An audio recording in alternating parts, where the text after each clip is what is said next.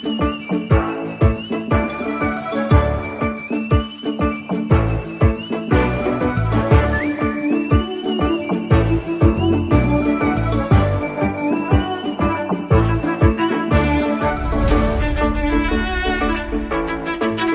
फिर स्टार्ट करते हैं अपना रूट प्लान, क्योंकि मेरा रूट प्लान थोड़ा डिफरेंट था, क्योंकि मैंने ऋषिकेश से स्टार्ट किया। कोई भी नहीं करता ये चीज़, मोस्टली लोग चंडीगढ़ होते हुए निकलते हैं, सॉरी। तो मेरा जो रूट था बिल्कुल ही अलग था ऋषिकेश से। बाकी मैं रामपुर से वही सेम रूट ही लिया था, बट ऋषिकेश वाला रूट कोई नहीं लेता है। तो मैं ऋषिकेश से स्टार्ट करूँगा, और जहाँ जहाँ भी जो भी दिक्कतें आई मुझे वो भी मैं बताता चलूँगा। कौन सा रास्ता सही है, कौन सा गलत है, मतलब कौन सा ख़राब पैच है, वो भी मैं बताता चलूँगा। तो मिलते हैं आपसे गूगल मैप पे। मैंने जो स्टार्टिंग की थी वो ऋषिकेश से बस स्टैंड के पास से स्टार्ट किया था, और यहीं पे मैंने फ्यूल भी भराया था, टैंक फुल करा लिया था मैंने ऋषिकेश से ही। तो यहाँ से जो रास्ता जाता है वो आया देहरादून, विकास नगर, सेला कुई होते हुए जाता है। यही सेम रूट है। और यहाँ पे एक टोल प्लाजा आता है, लाची वाला टोल प्लाजा। यहाँ बाइक का कोई टोल नहीं लगता है, केवल बड़ी गाड़ियों को लगता है, 4 व्हीलर का या ट्रक वगैरह का। तो यहाँ कोई दिक्कत नहीं है, पूरा रास्ता एक नंबर का है, कोई दिक्कत नहीं है इस रास्ते में। बीच में थोड़ा 5-6 किलोमीटर का रास्ता थोड़ा फॉरेस्ट एरिया में आता है, राजा जी नेशनल पार्क के अंदर। तो वो रास्ता छोड़ दीजिए, बाकी सब एक नंबर का रास्ता है, कोई दिक्कत नहीं है इसमें। और देहरादून क्रॉस करते ही एक 200-300 मीटर का एक पैच आता है जो कि काफ़ी ख़राब है। अभी बन रहा है वो, बट जल्दी बन जाएगा वो भी। तो इस रास्ते में कोई दिक्कत नहीं है। और ये सेला कुई से 2 रास्ते कटते हैं, एक तो आपका हर्बर्टपुर और पोंटा साहिब के लिए निकल जाता है, और दूसरा जो रास्ता जाता है ये वाला जो मैंने फॉलो किया था वो कालसी और विकास नगर होते हुए जाता है। तो आप ये रास्ता भी फॉलो कर सकते हैं, और ये कालसी वाला भी। एक डाक पत्थर का जो रास्ता है वो भी जाता है, बट ये काफ़ी ख़राब है, तो इसमें ना ही लें तो ज़्यादा अच्छा है। ये रास्ता एकदम सही है। और कालसी पे जब आप जैसे ही कालसी ब्रिज क्रॉस करेंगे, आगे बढ़ेंगे, तो यहाँ से एक रास्ता ये जो जा रहा है ये जाता है चक्राता के लिए। और ये रास्ता थोड़ी हाइट है इस रास्ते में, बट रास्ता बहुत अच्छा है, ये कोई दिक्कत नहीं इसमें। बट दिक्कत क्या होती है इसमें, ठंडियों में ये रास्ता बंद हो जाता है कभी कभी, जब हैवी स्नोफॉल होती है तो ये रास्ता बंद हो जाता है। जब फर्स्ट टाइम मैं गया था रोडों की तरफ, तब वापसी के टाइम ये रास्ता बंद हो गया था, क्योंकि काफ़ी ज़्यादा स्नोफॉल हुई थी, इस वजह से इस रास्ते को बंद कर दिया गया। तो मैंने ये वाला रूट फिर फॉलो किया था। और इस रास्ते में क्या दिक्कत है, क्योंकि ये रास्ता जो पड़ता है वो हिमाचल और उत्तराखंड के बॉर्डर पे पड़ता है, तो इसका मेंटेनेंस नहीं हो पाता है, क्योंकि उत्तराखंड गवर्नमेंट अपने हिस्से को मेंटेन करेगी, हिमाचल अपने हिस्से को। तो जो बॉर्डर के एरिया में जो 40 से 45 किलोमीटर का रास्ता है वो काफ़ी थका देने वाला है। तो इस वजह से इस रूट में ये दिक्कत है, 40 से 45 किलोमीटर आपको टोटल ऑफ रोड मिलेगा, और बीच बीच में आपको 1-2 जगह लैंडस्लाइड एरिया भी, मतलब रॉक पेल्टिंग एरिया मिलेंगे। वो वो कभी कभार होता है, मतलब डेली का उसका नहीं है, बट मैं जब गया था तो इस ट्रिप में मैं 2 बार लैंडस्लाइड में फंसा था, मतलब स्टोन पेल्टिंग। एक जगह आग लग रखी थी यहाँ कहीं, तो वहाँ पे मैं थोड़ा बचा था। इसके बाद एक जगह बीच में मैं फंस गया था, आगे भी लैंडस्लाइड हो रही थी और पीछे भी। तो मैं बीच में एकदम फंस गया था, पीछे एक गाड़ी आ रही थी, तो उसने मुझसे बोला कि आगे बढ़ जाओ, पीछे मत आओ। तो फिर मैं हिम्मत करके आगे बढ़ गया था, किसी तरीके से बच गया था, पत्थर वगैरह नहीं लगे थे। फिर इसके बाद जैसे ही आप हिमाचल में प्रॉपर इंटर कर जाते हैं यहाँ से, तो फिर ये रास्ता एकदम सही है, यहाँ पे कोई दिक्कत नहीं। ट्यूनी तक आपको फिर कोई दिक्कत नहीं होगी। जैसे ही आप फेड़ी पुल पार करेंगे तो फिर आपको कोई दिक्कत नहीं होगी, फेड़ी पुल के बाद रास्ता अच्छा है। और चक्राता वाले रोड में हमेशा ध्यान रखिएगा कि फॉरेनर्स का जाना अलाउड नहीं है, तो फॉरेनर्स की नो एंट्री है वहाँ पे। और कुछ एरिया है वहाँ पे जो कि रिस्ट्रिक्टेड एरिया है, वहाँ पे फोटोग्राफी वीडियोग्राफी बिल्कुल भी अलाउड नहीं है। तो ये एक छोटी सी चीज़ है जो मतलब पता होनी चाहिए आप लोगों को। तो इस चीज़ का आप हमेशा ध्यान रखें चक्राता जब भी जाएँ तो चक्राता के बाद ऐसा कुछ नहीं है, वो पूरा कैंटोनमेंट एरिया ही है, तो इसलिए वहाँ पे फॉरेनर्स की एंट्री अलाउड नहीं करते हैं बस। बाकी जब आप चक्राता इंटर करेंगे तो आपको 50 रुपये एंट्री फीस भी देनी पड़ेगी। तो ये चक्राता के बारे में थोड़ी एक जानकारी है। और चक्राता जैसे ही आप कालसी के आगे निकलेंगे तो एक लैंडस्लाइड एरिया भी आता है, तो वो भी थोड़ा मतलब 10-15 मीटर का पैच है, वो थोड़ा ख़राब है। बाकी कोई इतना दिक्कत वाली बात नहीं है, तो उस पर भी थोड़ा संभल के चलें। और ट्यूनी पहुंचने के बाद तो आपको अच्छा रास्ता मिलेगा ही। ट्यूनी के बाद जब रोहड़ू आप पहुंचने वाले होंगे तो यहाँ से ये एक रास्ता जुब्बल होते हुए आपका जाता है शिमला और नारकंडा के लिए। ये डे हो गया है और इधर क्या कहते हैं शिमला और नारकंडा के लिए चला जाता है। और ये जो रास्ता मैंने लिया था वो रोड होते हुए सुमरी एक जगह आती, वहाँ पे एक गवर्नमेंट का रेस्ट हाउस भी है, तो एक बार मैं वहाँ भी रुक चुका हूँ। आप मेरे पिछले ब्लॉग में देख सकते हैं, पिछली जो ट्रिप मैंने की थी हिमाचल की, तो उसमें मैं सुमरी में रुका था।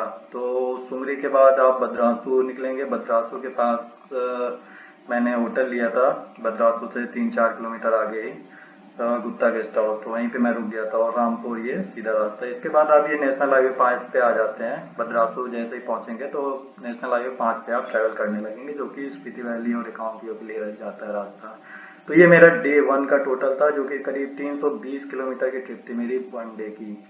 तो अब रामपुर से आगे बढ़ते हैं चितकुल के लिए डे 2 पे। तो अब आते हैं डे 2 में रामपुर से चितकुल के लिए। तो रामपुर से तो नहीं, मैंने यहीं कहीं से ट्रिप अपनी स्टार्ट की थी।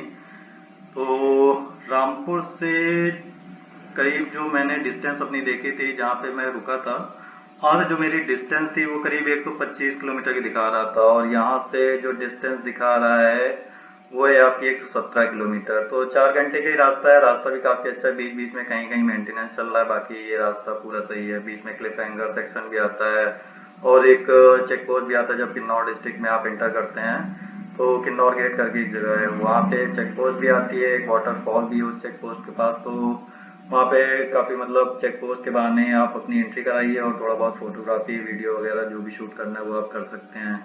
तो इस रास्ते में ये है, बस जो क्लिफ हैंगर वाला सेक्शन आता है वो थोड़ा सिंगल लेन है, बाकी पूरा रास्ता डबल लेन है, काफ़ी अच्छा है, मेंटेन भी है। बीच बीच में थोड़ा दिक्कत है, बाकी कोई दिक्कत नहीं है। फिर इसके बाद जैसे ही आप ये करछम पहुंचेंगे, ये करछम है, करछम से ये रास्ता चला जाता है एक रिकांगपिओ के लिए और एक काजा के लिए चला जाता है। और ये रास्ता जो जाता है वो सांगला वैली, लक्षण और चितकुल के लिए चला जाता है। तो ये डे 2 की मेरी जर्नी थी। चितकुल में वही करीब 5 बजे के लगभग पहुंच गया था। और रामपुर पे ही जब मैं मंदिर पे था, मंदिर पे दर्शन करके निकल ही रहा था मैं, तो रामपुर में ही मैंने मंदिर के बाहर ही विकास भाई की गाड़ी भी देखी थी, तो वहीं से मैंने फॉलो किया था और यहीं कहीं जाके मैं विकास भाई से मिला था पहली बार। तो इसके बाद हम लोग साथ ही साथ लगभग ड्राइव कर रहे थे, करछम पे हम लोग एक साथ ही इंटर किए थे और चितकुल में भी एक साथ ही पहुंचे थे। तो ये थी अपनी डे 2 की जर्नी। अब स्टार्ट करते हैं डे 3 की, चितकुल से लेके खाब या पू जो भी कह ली, क्योंकि खाब में मैं फंस गया था। तो अब शुरू करते हैं डे 3 की राइड अपनी। डे 3 चितकुल से स्टार्ट किया था मैंने, चितकुल से लेके खाप तक की। वैसे तो मैं पूह में रुका था बट खाप तक मैं गया था तो वापस आना पड़ा था। तो चितकुल से निकलते ही पहले तो मैं गिर पड़ा था। अगला ब्रेक मैंने मार दिया था गलती से। तो फिर उसके बाद मेरा पहला काम था पेट्रोल भराना, क्योंकि सांगला में पेट्रोल पंप तो है बट पेट्रोल नहीं था, जिसकी वजह से काफ़ी दिक्कत हुई थी मुझे। वो तो आप कोशिश करिए सांगला में पेट्रोल आपको ना भराना पड़े, उसके भरोसे ना रहें तो ज़्यादा अच्छा है। इसलिए आप टापरी में या पुआरी में अपना पेट्रोल टैंक रिफ़िल करा लीजिए और एक्स्ट्रा कैरी भी कर लीजिए, क्योंकि बीच में आपको वो पुआरी के बाद सीधा काजा में पेट्रोल पंप मिलेगा और कहीं पे भी पेट्रोल पंप नहीं है। तो मौसम भी काफ़ी ख़राब होता जा रहा था, क्योंकि करछम पहुँचते पहुँचते काफ़ी बारिश स्टार्ट हो गई थी। तो करछम से मैं जैसे ही निकला तो बारिश मतलब शुरू हो गई थी। और पुआरी तक पहुँचते पहुँचते बीच में काफ़ी तेज़ बारिश होने लगी, तो बट मैं पुआरी किसी तरह पहुँच गया था। तो मैंने वहाँ पे पहले टैंक रिफ़िल कराया और फिर इसके बाद एक्स्ट्रा बॉटल भी कैरी की। तो वहाँ से डायरेक्ट मैं सीधा खाप के लिए निकल गया था। बीच में स्पिलो में आधे एक घंटे के लिए रुका, बट खाप में जैसे ही मैं पहुंचा वहाँ पे एक चेक पोस्ट पड़ती है डबलिंग में। डबलिंग में मुझे पहले ही बता दिया था कि आगे रास्ता बंद है, काम चल रहा है, ब्लास्टिंग की वजह से पूरा पहाड़ मतलब नीचे आ गया है, तो उसका रोड क्लियरेंस का काम चल रहा है, तो इस वजह से आगे जाने नहीं दिया जा रहा था।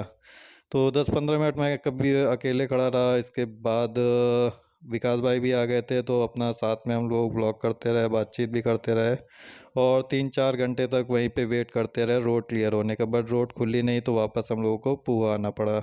तो पूह में ऊपर काफ़ी देर तक हम लोग भटकते रहे बट हमें होटल नहीं मिला। एक होटल मिला भी तो वो भी सिंगल रूम था, बट उसमें नहीं हो पाता। तो हम लोग वापस से हाईवे के किनारे एक होटल था, अंडर कंस्ट्रक्शन था वो, तो हम लोग वहीं पे आके रुके थे और फिर वहीं पे स्टे किया हमने रात में और वहीं पे खाना पानी भी अपना हुआ।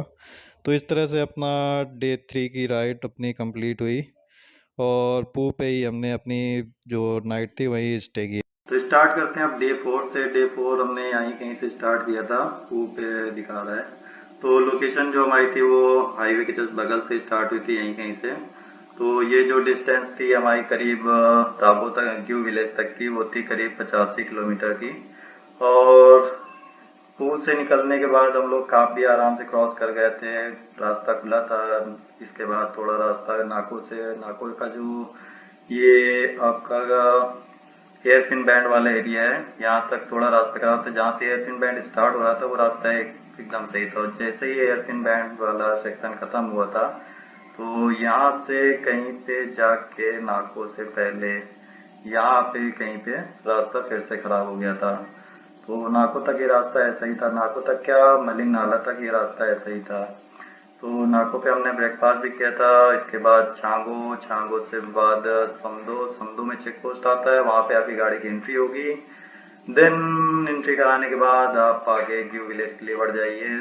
और ये रास्ता भी पूरा एकदम ऑफ रोड है, टोटल ऑफ रोड है, और लैंडस्लाइड भी होता है, स्टोन स्टोन पेल्टिंग भी होता है, और पूरा सिंगल लेन रास्ता भी है। तो थोड़ा संभल के चलना पड़ता है यहाँ पे भी। और समदो में काफ़ी ब्लास्टिंग वगैरह भी हो रही थी, तो बड़ी आवाज़ें आ रही थी, जैसे लग रहा था बम बम वगैरह फूट रहे हो यहाँ पे, कोई वॉर चल रहा हो। तो ऐसा था कुछ सीन यहाँ का। तो ग्यू विलेज में अपना देखने वेखने के बाद हम लोग वापस से ताबू आ गए थे। तो ग्यू से ताबू की जो डिस्टेंस थी वो करीब 35 किलोमीटर थी। तो ग्यू पे अपना फोटो वगैरह खींचने के बाद, दर्शन वर्शन करने के बाद हम लोग वापस से आ गए थे। और ये रास्ता एकदम बढ़िया है, कोई दिक्कत नहीं इस रास्ते में। आप आराम चलते ही, सिंगल लेन है बस, बाकी इतना भी पतला रास्ता नहीं कि आपको दिक्कत हो ज़्यादा। और ट्रक भी निकल सकते हैं आराम से, उसको भी आप पास दे सकते हैं गाड़ी से भी, मतलब कोई दिक्कत नहीं है ऐसी इस रास्ते में। तो करीब 4 बजे के लगभग हम लोग ताबो पहुंच गए थे, 3:30-4 बजे के लगभग अपना आराम चलते चलते ताबो पहुंच गए थे। क्योंकि वेदर काफ़ी ख़राब हो रहा था, इसलिए काजा जाने का कोई मतलब नहीं बन रहा था, ठंड काफ़ी बढ़ती जा रही थी। तो इस वजह से हम लोगों ने डिसाइड किया कि ताबू में ही रुकते हैं। नेक्स्ट डे हम लोग फिर करेंगे, पिन वैली के लिए चलेंगे यहाँ से, देन फिर काजा, पिन वैली होने के बाद काजा के लिए निकल लेंगे। बट हमें कुछ पता नहीं था, मौसम का कुछ भरोसा नहीं होता है, पहाड़ों पे कब क्या हो जाए कुछ नहीं पता होता है। तो ये था अपना टोटल डे 4 का जर्नी, जो कि करीब 85 प्लस 35, 8 3 11 120 किलोमीटर की है डे 4 की जर्नी थी अपनी। अब आते हैं डे 5 में, ताबो पे। ताबो में काफ़ी अच्छी खासी डे 5 में स्नोफॉल हुई थी रात भर, और मॉर्निंग में जब उठा तब भी स्नोफॉल हो रही थी। तो उसकी वजह से रास्ते की हालत एकदम ख़राब हो चुकी थी, ऊपर से पत्थरों की पेलम पाल बारिश हो रही थी। तो ताबो से वो सेक्शन था करीब 1 से 2 किलोमीटर बाद, ताबो ब्रिज के बाद से वो रास्ता पूरा ख़राब हो रखा था। तो काफ़ी मैं बचा भी था। अगर आपने विकास भाई का मेरा वीडियो देखा होगा तो आपको पता चल गया होगा कि स्पीड से पत्थर गिर रहे थे। तो फिर हम लोगों ने डिसाइड किया कि अभी थोड़ा रुक जाते हैं, थोड़ा सही हो जाने देते हैं। इस वजह से काफ़ी देर हम लोग यहाँ खड़े रहे, डिसाइड करते रहे, क्योंकि मेरी तो हिम्मत नहीं हो रही थी स्कूटी ले आए। तो फिर मैं विकास भाई के साथ, उनके साथ ही मतलब गया था गुलिंग तक। जाना तो हमें मोद विलेज तक था, बट हम लोग गुलिंग तक ही पहुंच पाए थे, पूरा रास्ता बंद था, 2 से 3 फीट की बर्फ़ थी। तो ये जो अपनी डिस्टेंस थी वो करीब 45 किलोमीटर आना, 45 किलोमीटर जाना। तो ये काफ़ी रास्ता पूरा, मतलब आप कभी भी किसी भी मौसम में जाएंगे तो आपको स्टोन पेल्टिंग तो मिलेगी ही मिलेगी। और ये करीब 5 से 6 किलोमीटर का तो ताबू से निकलती स्ट्रेच मिलता है, फिर इसके बाद करीब 7 8 किलोमीटर का स्ट्रेच मिलता है आपको जब आप सिचलिंग के पहले होंगे। सिचलिंग के पहले ये स्टेज होता है, तो उसमें भी आपको स्टोन पेल्टिंग काफ़ी मिलती है। तो ये कुछ रास्ते की हालत रहती है यहाँ पे, तो इसलिए थोड़ा संभल के चले, ऊपर देखते रहें पहाड़ों पे, पत्थर गिरने का बहुत ज़्यादा खतरा रहता है। तो ऊपर भी देखते रहें, रोड पे भी ध्यान देते रहें, और आराम से निकलते चले जाएं, रुके मत इस रास्ते पे। और ये सारे मतलब जितने भी ट्रैवलर होते हैं, जितने भी यूट्यूबर हैं, सब यही एडवाइस करते हैं कि इस रास्ते पे ना रुकें, चलते चले चलें, ऊपर देखते रहें पहाड़ों की तरफ, पत्थर गिरने का बहुत ज़्यादा खतरा रहता है यहाँ पे। और सिचलिंग के पहले ये रास्ता धनकर के लिए जाता है, हमें भी जाना था, बट बर्फबारी की वजह से रूट हम लोगों ने प्लान चेंज कर दिया था, क्योंकि पता नहीं ऊपर रास्ता कैसा हो, बर्फ़ पड़ी हो, जा पाएँ कि ना जा पाएँ, तो ये सब दिक्कतें रहती हैं। तो इस वजह से हम लोग पिन वैली की तरफ मुड़ लिए थे। यहाँ भी रास्ता बहुत ख़राब था, कोई मतलब नहीं था जाने का, बट फिर भी ये था कि एक दिन ताबू में बैठ के क्या ही करेंगे, तो इस वजह से हम लोग पिंग वैली की तरफ निकल लिए थे। तो गुलिंग तक ही पहुंच पाए थे, वही 1:30-2 बजे के लगभग गुलिंग पहुंचे थे। उसके बाद रास्ता आगे बंद था, तो वहीं फिर नाश्ता पानी किया। इसके बाद फिर वापसी कर लिया हम लोगों ने ताबू के लिए। तो इस तरह से डे 5 भी हमारा स्टे हुआ ताबू में। तो अब स्टार्ट करते हैं डे 6 का। तो डे 6 हमने स्टार्ट किया था ताबू से, और ताबू से करीब 10 साढ़े 10 बजे हम निकले थे। विकास भाई पहले ही निकल गए थे और हम थोड़ा वेट कर रहे थे वेदर क्लियर होने का और रास्ता क्लियर होने का, क्योंकि पत्थर अभी भी गिर रहे थे। इस वजह से थोड़ा लेट निकलना ज़्यादा सही था, जल्दबाजी में दिक्कत हो जाती। इस वजह से हम लोग थोड़ा वेट किए और करीब 10 साढ़े 10 बजे हम लोगों ने ताबो से एग्ज़िट किया था। और धीरे धीरे करते करते हमने वो अपना बैड पैच जो भी था ताबो से निकलते ही वो अपना क्लियर किया। इसके बाद बीच में स्पीति रिवर के किनारे थोड़ी देर वेट किया, वहाँ पे थोड़ा फ़ोटो वगैरह खींची, अपना वीडियो शूट किया। इसके बाद जो अगला बैड पैच था वो भी अपना धीरे धीरे आगे पीछे करते करते एकदम बिना रुके निकल गए। और इसी तरह पूरा रास्ता हम लोग आगे बढ़ते चले गए। कहीं पे कुछ भी नहीं हुआ, बस उसी पैच में कुछ पत्थर हम लोगों की गाड़ी पे और कुछ पैरों पे लगे। बाकी ये ऐसे करते करते हम लोग काज़ा पहुंच गए।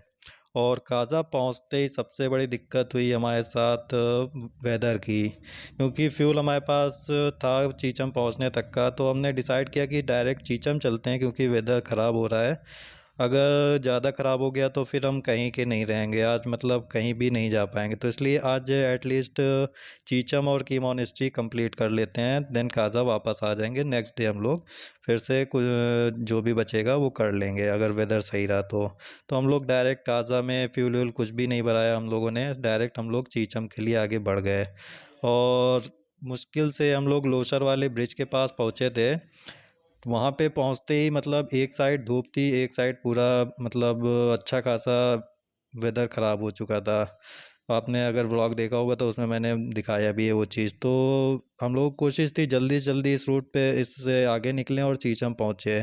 तो हम लोग कोशिश कर रहे थे तेज़ी से आगे बढ़ने की। तो बीच रास्ते में हमें विकास भाई भी मिल गए थे।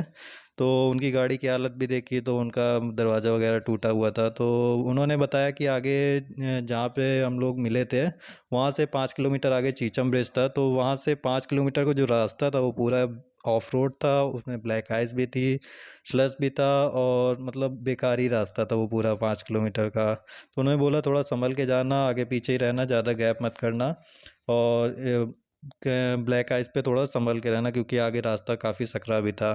तो हम लोग ऐसे वहाँ से आगे बढ़े, ब्लैक आइस भी हम लोगों ने एक दूसरे की हेल्प करके क्रॉस कर ली। और इस तरह करते करते हम लोग आगे चीचम पहुँच गए। चीचम से जब हम लोग निकल रहे थे तब स्नोफॉल स्टार्ट हो चुकी थी, अच्छी खासी स्नोफॉल हो रही थी और ठंड भी काफ़ी बढ़ चुकी थी। तो हम लोगों ने ज़्यादा टाइम वेस्ट नहीं किया और वापस से की मोनेस्ट्री की तरफ आ गए। और बीच में एक इनोवा भी फंसी थी तो उसको भी निकलवाया, वो भी चीचम जा रहे थे बट वहाँ से वो लोग वापस हो गए।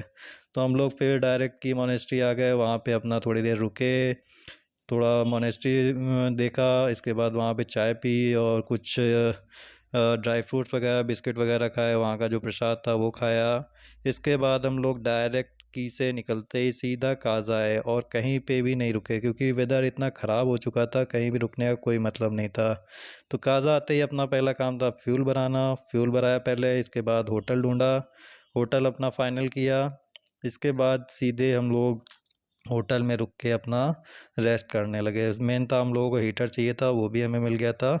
तो ये था अपना एक बड़ा ही और अब आते हैं डे 7 में। तो डे 7 में हम करीब 10 बजे के लगभग निकले थे काजा से, क्योंकि स्नोफॉल वहाँ भी काफ़ी ज़्यादा हुई थी।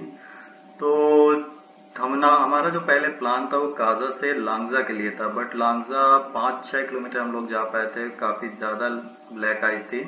तो इस वजह से हम 5-6 किलोमीटर पहले ही रुक गए थे, और वहाँ से गाड़ियाँ भी वापस आई तो वो भी बता रहे थे काफ़ी ब्लैक आइस है, छोटी गाड़ी तो नहीं जा पा रही है, बड़ी गाड़ी बड़ी मुश्किल से जा पा रही है, और एकदम खड़ी चढ़ाई भी है, और वापसी में फिर बहुत दिक्कत हो जाती है हमें। तो इस वजह से हमने वहाँ से बैक होके अपना ये डिसाइड हुआ कि थोड़ा चलते हैं लोसर की तरफ, जहाँ तक रास्ता खुला होगा तो वहाँ तक चले जाएंगे।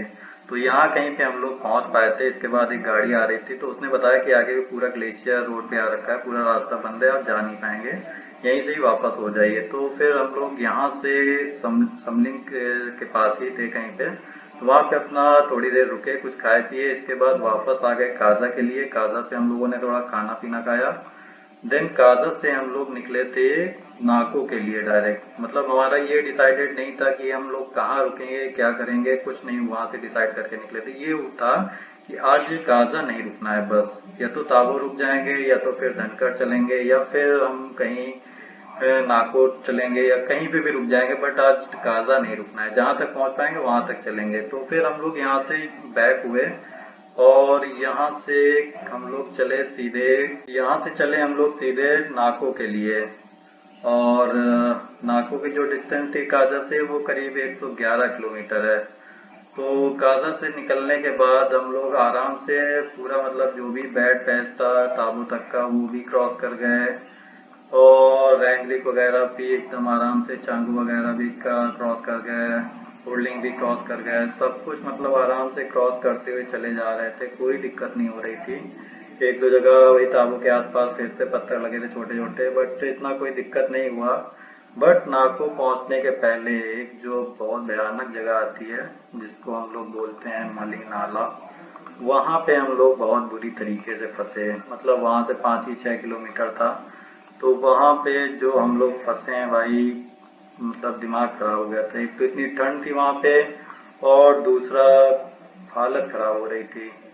तो फिर किसी तरीके से वहाँ से हम लोग बच के निकले ही थे, ये समझ लीजिए बस। तो काफ़ी देर मतलब वहाँ पे हम खड़े रहे, इंतज़ार करते रहे कि कब ये रास्ता सही होगा, खुलेगा। बट वहाँ पे बीआरओ वाले भी काम कर रहे थे, बट वो भी नहीं, उनको भी डर लगा, क्योंकि ऊपर अंधेरा था तो कुछ दिख नहीं रहा था कि कौन सा पत्थर आ रहा है, क्या हो रहा है, कुछ नहीं पता था। तो यहाँ पे करीब हम लोग 2 घंटे करीब यहाँ खड़े रहे। रात में 9 बज गया था हमें यहाँ से निकलने में, वो भी हमने पैदल क्रॉस किया था। यहीं पे हमने बाइक अपनी खड़ी कर दी थी, और फिर आर्मी वालों की गाड़ी पे बैठ के हम लोग वापस आ गए थे नाको में अपने, कहते हैं होम स्टे पे। तो यहाँ पे हम लोग अपना रुक गए थे। तो वो कड़ी, मतलब पूरी इस ट्रिप की सबसे बुरी रात थी हमारी, कि फंस ही गए थे हम लोग बहुत बुरी तरीके से। तो ये था अपना डे 7। और अब आते हैं डे 8 में। डे 8 मैंने किया था नाको से लेके बद्रास तक का, और नाको से पहले हम लोग गए थे मलिंग नाला अपनी अपनी बाइक लेने, और इसके बाद करीब 11 बजे के लगभग हमने अपनी जर्नी स्टार्ट की थी। और ये जो टोटल डिस्टेंस थी हमारी, वो करीब थी 230 किलोमीटर की। तो नाको से जब हम लोग बाइक वाइक लेके आए, तो नाश्ता पानी करके हम लोग सीधे निकल लिए। तो एक फ्रेंड था मेरा, उससे भी मिलना था मुझे, तो नाको के आसपास कहीं पे पहले ही रुका था, उसको एमएस हो रखा था, तो वो कहीं निकल भी नहीं पाया था। जहाँ भी गया वो गाड़ी से ही गया, अपनी बाइक लेके गया था, बट उससे नहीं ट्रैवल किया उसने। कोई बुलेरो वाला था, उसके साथ ही वो ट्रैवल कर रहा था, बट वो कहीं घूमने के लिए उतरा नहीं, गाड़ी में ही बैठा था बस। इतनी हालत उसकी ख़राब थी। और इसके बाद वहाँ से जब हम लोग निकले, तो वहाँ पे मैं अपना बैग भूल गया था, जिसकी वजह से मुझे रामपुर में फिर से रुकना पड़ा, रामपुर के बद्रासू के पास रुकना पड़ा। और फिर जो मेरे साथ शशांक भाई थे, वो उनको चितकुल जाना था, तो करछम तक तो हम लोग साथ में आए। करछम के बाद हम लोग चितकुल पे अलग, मतलब करछम से हम लोग अलग हो गए थे, वो चितकुल के लिए निकल गए थे, और मैं सीधा बद्रास के लिए आ गया था। और यहाँ पे भी वो क्लिफ हैंगर वाले सरान वाले सेक्शन में, और क्या कहते हैं, किन्नौर गेट के पास काफ़ी मौसम ख़राब हो गया था। उसके पहले ही बाबा नगर के पास ही मौसम काफ़ी ख़राब होने लगा था, काफ़ी तेज़ हवाएं चल रही थी, तो मतलब मौसम फिर से ख़राब होने लगा। तो मैं जितनी जल्दी हो सका उतनी जल्दी मैं निकलता चला आया, और बद्रास में वही अपने पुराने होटल गुप्ता गेस्ट हाउस में आके मैं स्टे कर रहा था। तो वो भी मतलब जहाँ पे मैंने बैग भूल गया था अपना, तो वो भाई भी पीछे पीछे आ रहा था, तो उससे मैं कांटेक्ट में था। तो मैंने उससे बोला जब आ जाना आप, तो मुझे बताया, क्योंकि उसने बोल दिया था कि मैं रामपुर में ही आज स्टे करूँगा। तो वो रामपुर के काफ़ी पहले ही मतलब रुक गया था। यहाँ कहीं उसका होटल था, रामपुर से 10-12 किलोमीटर आगे पहले ही, मतलब रामपुर से पहले ही वो 10-15 किलोमीटर पहले ही रुक गया था। तो रात में फिर मैं अपने होटल से वहाँ गया, उससे बैग लिया, उससे थोड़ा बातचीत भी की। देन इसके बाद मैं फिर वापस से अपने होटल आया। तो इस तरीके से जो अपनी डिस्टेंस हो गई थी वो टोटल करीब 260-270 किलोमीटर की उस दिन की राइड हुई थी। अब आते हैं लास्ट डे 9 पे, जो कि था करीब 400 किलोमीटर की डिस्टेंस पर। जैसा कि आप देख पा रहे हैं 12 घंटे की जर्नी दिखा रहा है, 11 घंटे 25 मिनट की, 400 किलोमीटर की डिस्टेंस दिखा रहा है। यही सेम रूट मैंने फॉलो किया था बद्रासु से लेके शिमला, शिमला से देन पोंटा साहिब से मैं नहीं सॉरी, बद्रासु से शिमला, शिमला से फिर सोलन, सोलन से फिर मैं इस रास्ते पे कट गया था। ये जो है रास्ता नाहन होते हुए इस रास्ते से मैं कट गया था। ये भी 400 किलोमीटर का है और सेम टाइम है इसमें भी, और रास्ता भी काफ़ी अच्छा है, कोई दिक्कत नहीं इसमें। शिमला में काफ़ी कंस्ट्रक्शन का काम चल रहा है, वहाँ पे थोड़ा ट्रैफिक में है और थोड़ा मतलब रोड वगैरह काम काफ़ी चल रहा है, तो वहाँ पे थोड़ा टाइम लगा। बाकी ये रास्ता बिल्कुल खाली मिला मुझे, कोई भी दिक्कत नहीं उसमें, एकदम सन्नाटेदार, एकदम एक नंबर का रास्ता है ये, कोई भी ऑफ रोड पैच नहीं मिलेगा आपको। तो इस तरह से मैंने 10 बजे अपनी जर्नी स्टार्ट की थी बद्रास से, और क्या कहते हैं रात में वही 10 साढ़े 10 बजे के लगभग मैं शिमला पहुंच गया था। तो 12 से साढ़े 12 घंटे लगे मुझे ये 400 किलोमीटर कवर करने में। और एक जगह नाहन से पहले मेरी बहुत हालत ख़राब हुई थी यहाँ कहीं पे, तो वहाँ पे कोई हेलीपैड था, वहाँ का एक सब्सक्राइबर था, उसने मुझे बताया कि आप जहाँ थे वहाँ पे हेलीपैड था, मतलब वहाँ पे कहते हैं हेलीपैड बना हुआ है, तो उस जगह पे आप थे। तो वहीं मैं चाय पी थी। तो इसके बाद मैं फिर नॉन स्टॉप चला, पहले नाहन के पहले रुका 10 किलोमीटर पहले, इसके बाद पोंटा साहिब रुका मैं, फिर पोंटा साहिब से कंटिन्यू मैंने तय की कहीं नहीं रुका, सीधा ऋषिकेश पे आके राम झूला के पास मैंने स्टॉपेज लिया। और मेरी इतनी हालत ख़राब थी कि मैं स्कूटी भी वापस नहीं करी उस दिन। मैंने उनको बोल दिया था या तो आप आके ले जाइए, नहीं तो मैं अगले दिन दूंगा। तो वो कुछ नहीं बोले थे। मैं फिर स्कूटी लेके अपना होम स्टे में गया और फिर चुपचाप जाके सो गया खाना पीना खा के। तो ये थी अपनी 9 दिन की जर्नी का रूट प्लान। आई होप आपको अच्छा लगा हो, समझ में आया होगा। तो ये थी अपनी एक छोटी सी स्पीति की राइड, और ये था अपना रूट मैप। आई होप आप सब समझ गए होंगे। अगर कुछ भी नहीं समझ में आता तो आप मुझसे पूछ सकते हैं कमेंट करके, वो मैं आपको बता दूंगा। और अगर आपने इंस्टा में अभी तक फॉलो नहीं किया तो इंस्टा में भी ये नोमैडिक स्कॉर्पियन नाम से मेरा पेज है, तो आप उसको भी फॉलो कर सकते हैं। और बाकी अपनी नेक्स्ट राइड का जब भी होगा इंस्टा में भी और यूट्यूब में मैं अपडेट कर दूंगा, तो वो भी आप पता चल जाएगा आपको। तो बने रहिए आप मेरे साथ, और अगर वीडियो अच्छा लगा हो तो SSL कर दीजिएगा। तो SSL का मतलब पता ही होगा आप लोगों को, लाइक शेयर सब्सक्राइब। तो मिलते हैं आपसे अगली ट्रिप में, तब तक के लिए बाय बाय, टेक केयर।